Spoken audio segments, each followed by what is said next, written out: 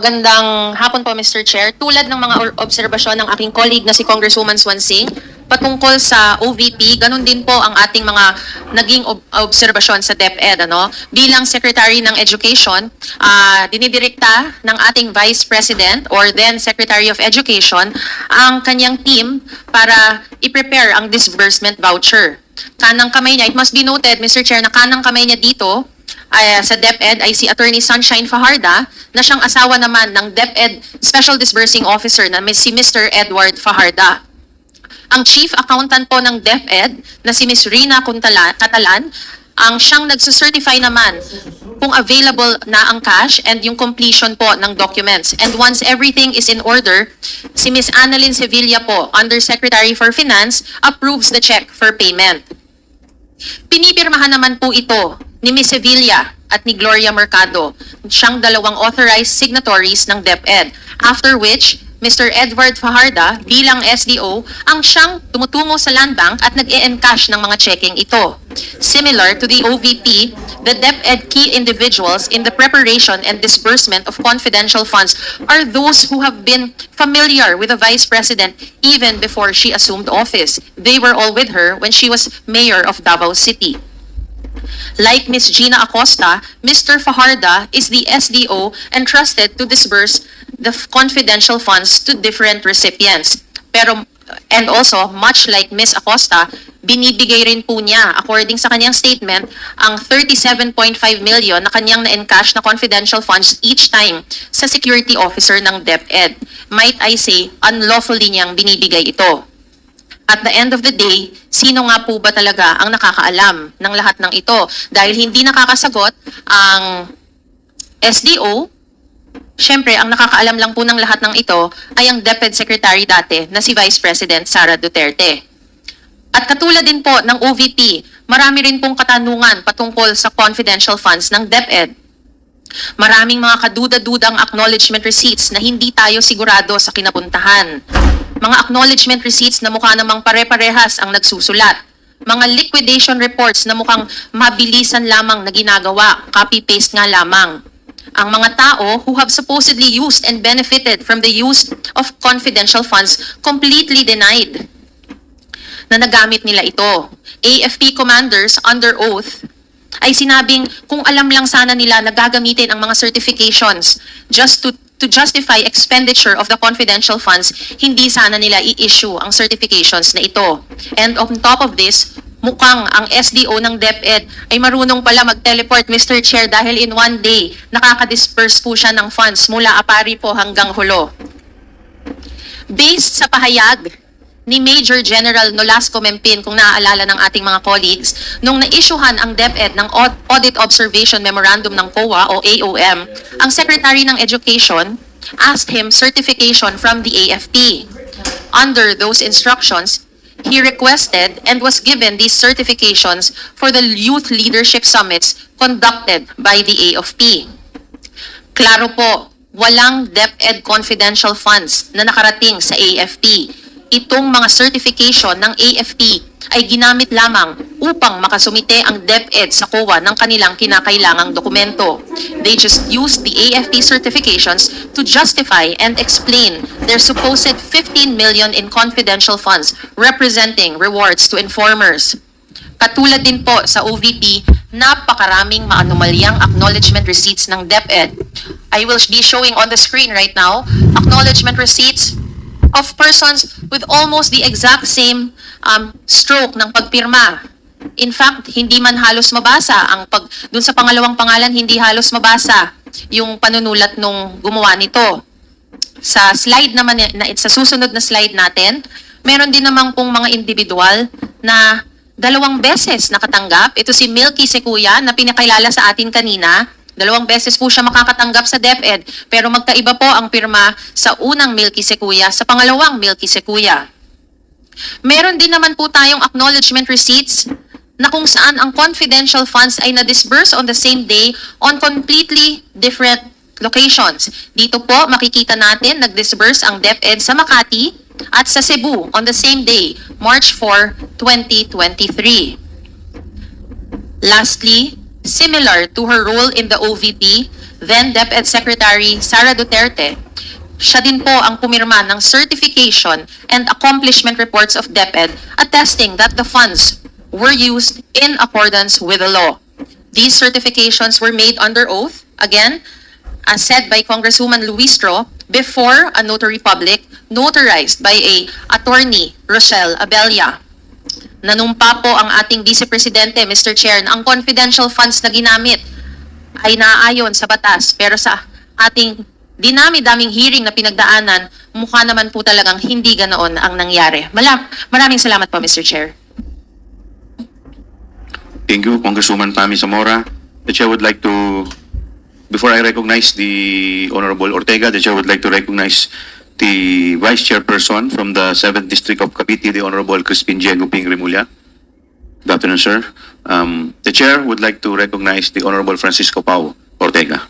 Thank you, Mr. Chair. Bago po tayo magtuloy, Mr. Chair, I would like to manifest and request at the same time that the Secretariat prepare and play our Balik Tanaw video for the committee, Mr. Chair. September 4, 2023, nang unang questionin ng Senate Finance Committee ang Confidential and Intelligence Fund ng Office of the Vice President.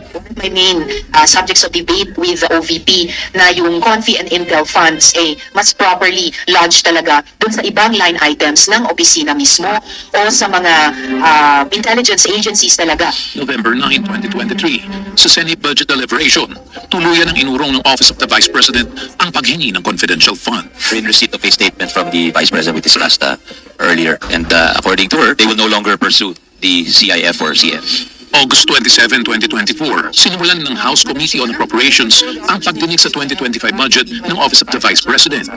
Dito, nagtanong na rin ang ilang mambabatas sa paggamit ng OVP ng confidential fund. So according to the utilization of the confidential and intelligence funds submitted by the COA, total of 125 million conducted surveillance in 132 areas in 11 days. So 100% utilization. I will forgo the opportunity to defend the budget of the Office of the Vice President through a question and answer. And I will leave it to the House to decide on the budget submitted. Since ayaw magpaliwanag ang VP, so ibig sabihin nito, yung paggastos ng 125 million ay na pera ng taong bayan ay hindi maipaliwanag. Hindi pwede yung ganyan na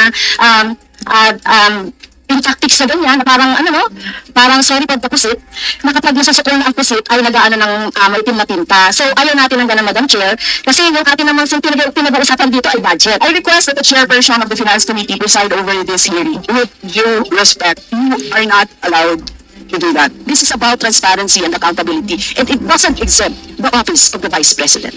Natapos ang pagdinig nang hindi naresolba ang mga katanungan sa Confidential and Intelligence Fund. She may not like my answer. She may not like how I answer. She may not like the content of my answer. But I am answering. September 10, 2024, sa ikalawang budget briefing ng Committee on Appropriations, walang dumalo mula sa Office of the Vice President. Madam Chair, so ibig sabihin wala po ni isa na dumating from the Office of the Vice President para sumagot ng mga tanong ng ating mga colleagues, Madam Chair. That is correct. But Madam Chair, she is accountable to the people and she has this sworn duty to the Constitution, being the head of the agency, to be here. September 18, 2024, nagbukas ng investigasyon ang House Committee on Good Government and Public Accountability. Dumalo si Vice President Sara Duterte, gayunman. Ang nasa rules ninyo, witnesses lang po ang nag-o-oath. Wala po kayong rules sa resource persons. Please your right hand. Do you solemnly swear that the statements you will give before this committee shall be the truth, the whole truth, and nothing but the truth, so help you God? Heri niya tinapos ang pagdinig. I request to leave the inquiry. Ma'am, pwede naman po, considering na hindi naman din po kayo naka-oath and alam naman po namin marami rin po kayong ginagawa. The Vice President is excused. September 25, 2024, hindi dumalo ang Vice Presidente sa pangalawang araw ng investigasyon kung saan lumabas ang ilang aligasyon. In fiscal year 2023, the OVP received ₱500 million in confidential funds. Sa 500 million po, halos 10% lamang po ang pinayagan ng COA. Paulit-ulit po at parang pinapipaste ang liquidation ng confidential funds ng OVP. Ano po yung laman nitong siyam na envelope na to? It's 50,000 pesos. I-turn over ko na yung envelope. The envelope's where the money was. It says hope and the amount is there. October 17, muling hindi sumipot ang top officials ng DepEd. Napilitan ng mga kongresista na isabina ang mga ito. Lumabas muli sa hearing ang question questionableng paggamit ng confidential funds ng OVP. In 11 days, ang nagastos po nila sa safe houses is 16 million. Yes, Mr. Chair. November 5, 2024, sa panlimang pagkakataon, hindi sumipot ang mga dating opisyal ng OVP at DepEd sa hearing. 612.5 million ang kabuuang halaga ng confidential fund ang ibinigay sa OVP and DepEd sa loob ng 2 taon. Nabunyag naman ang mga kahina-hinalang acknowledgement receipts na isinumite ng OVP at DepEd. Hindi na yung food rate, tama po ba? Mary Grace Piatos. Sa tingin mo, totoong tao yan? November 11, 2024, apat lamang sa siyam na inimbitang opisyal ng OVP at DepEd ang sumipot sa pagdinig. Apat sa kanila na cite in contempt. The testimony of Zulaika Lopez is so crucial on this investigation. They can always run, but they cannot hide anymore, Mr. Chairman. November 20, 2024, mas lumalim ang naging pagsuri sa acknowledgement receipts, partikular ang kay Mary Grace Piatos at Popoy Villamin. Natitin na naman ang dating Chief of Staff ni Duterte sa DepEd na si Zulaika Lopez. But I need my lawyers to be November 25, 2024, pinalawig pa ng 5 araw ang contempt order laban kay Lopez. I move, Mr. Chair, that the period of detention of Attorney Lopez be 10 days instead of 5 days. You need to reconsider that extension of your detention. It was illegal in the first place. Nagisa si Acosta tungkol sa proseso ng encashment at disbursement ng confidential funds ng OVP hanggang sa humiling na itong matingnan ng doktor dahil sa kanyang presyon. We excuse Gina Acosta para po ma-check po siya. I understand, Mr. Chair. Sa clinic. Nagpaalam na rin si Duterte at nangakong dadalo sa susunod na pagdinig ng komite. Gina Acosta was rushed to the emergency room. May I ask permission to join her? Okay, I'll join you in the next hearing. Thank you.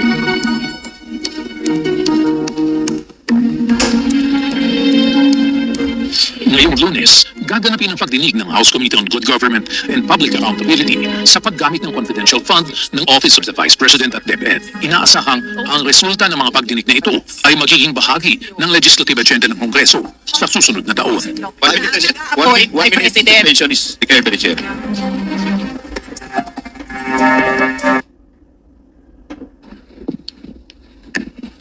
Congressman Pau Ortega, you're recognized. Thank you, Mr. Chair. As we all can see, all of these acts happened under Sara Duterte's watch during her term as the Vice President of the Philippines. Siya po ang nag-certify na tama ang liquidation. Ibig sabihin, tama po lahat ang isinumite nilang documentation.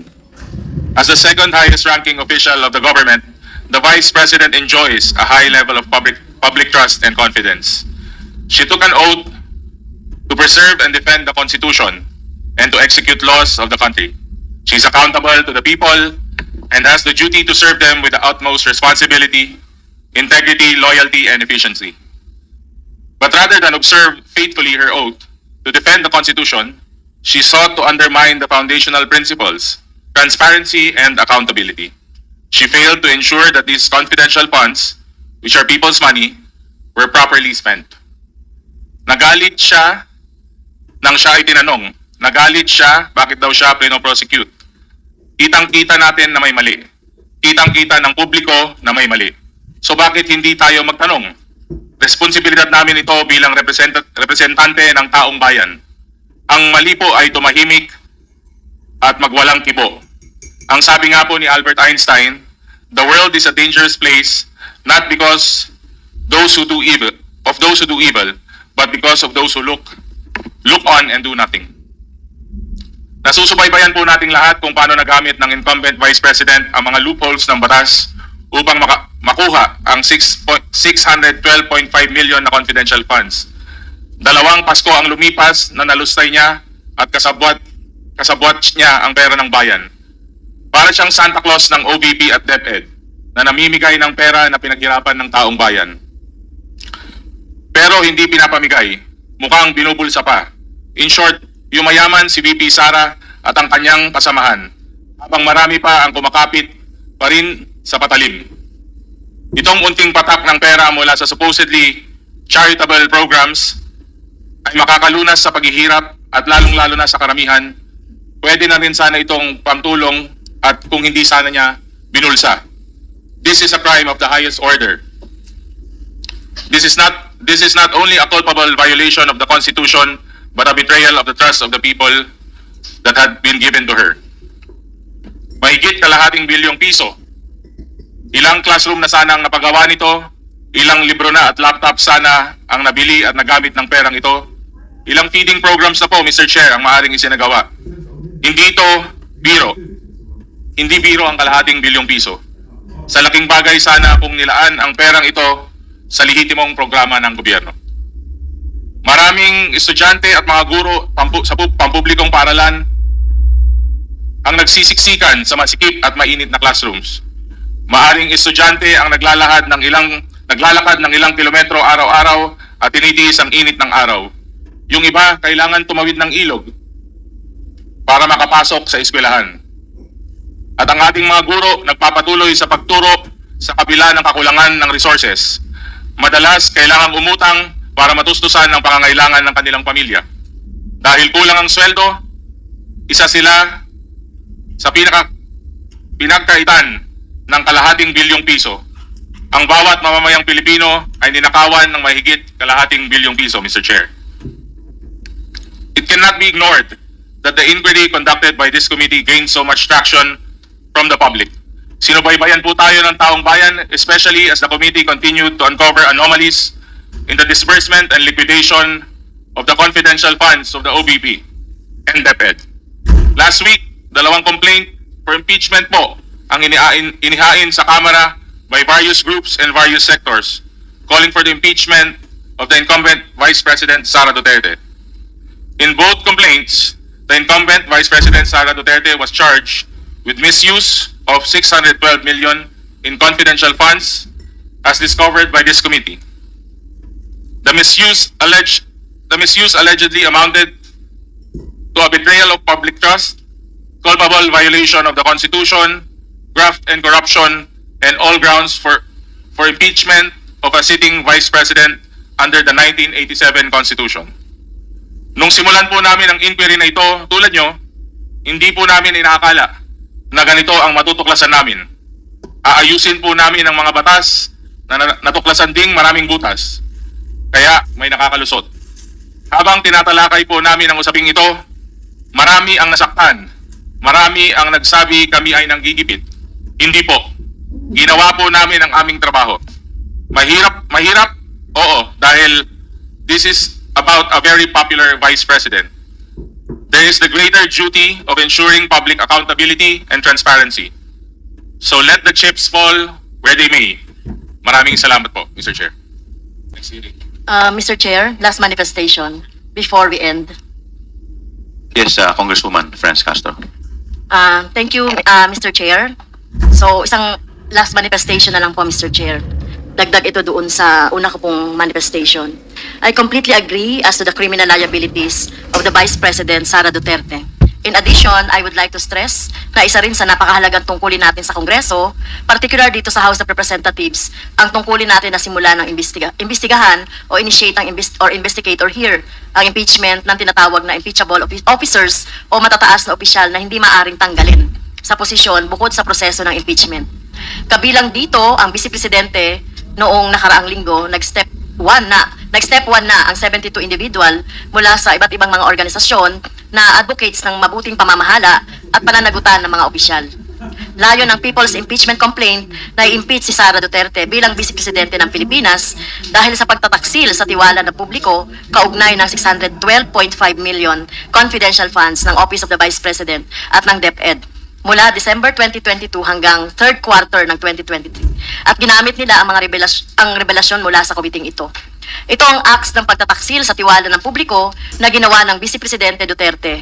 Una, pagtataksil sa tiwala ng publiko sa pamamagitan ng kanyang malubhang pag-abuso sa kanyang discretionary power, yung 612.5 million confidential funds mula December 2022 hanggang third quarter ng 2023. Ikalawa, pagtataksil sa tiwala ng publiko sa pamamagitan ng kanyang malubhang pagbabaliwala sa transparency at accountability.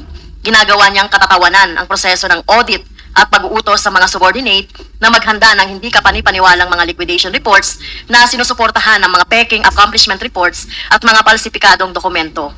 Pangalawa, isumite ang mga ito sa Commission on Audit upang suportahan ang kaduda-dudang paggamit ng confidential funds na hindi naaayon sa mga batas at regulasyon na nagdudulot ng malaking pinsala sa gobyerno at mga taxpayer.